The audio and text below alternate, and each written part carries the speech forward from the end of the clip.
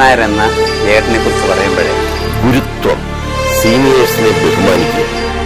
നിർബന്ധങ്ങളൊന്നുമില്ലാത്തൊരു മനുഷ്യനായിരുന്നു എന്റെ ഓർമ്മയിൽ. കഞ്ഞിയൊക്കെയാണെങ്കിൽ മതി, that is the simple needs ആയിരുന്നു.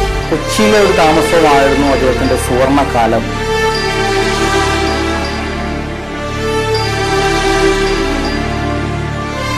ഭിന്നേഷ് എന്നുള്ള സങ്കല്പം തന്നെ മലയാളികളുടെ മനസ്സിൽ ഏറ്റവും കൂടുതൽ കൊണ്ടുവന്നത് ജയനാഥനാഥിന് യാതൊരു സംശയമില്ല.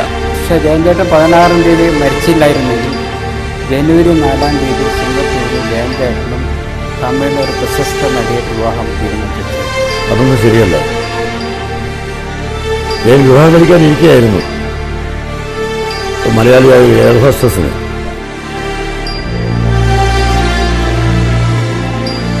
മരിച്ചിട്ടും ജനഹൃദയങ്ങളിൽ ജീവിച്ച ഒരു അപൂർവ വ്യക്തിയാണ്.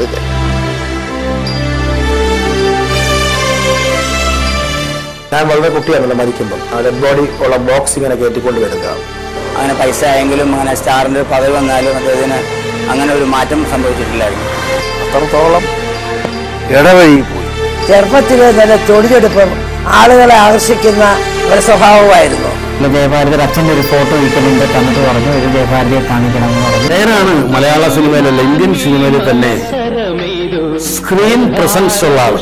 കുതിരയൊക്കെ ഇത്ര നന്നായിട്ട് കൈകാര്യം ചെയ്യുന്ന ഒരു ആള് ഈ 1.5 വർഷത്തിന് ഇടയ്ക്ക് ഉണ്ടാക്കിയ പേര് ഇന്നും പോയിട്ടില്ല.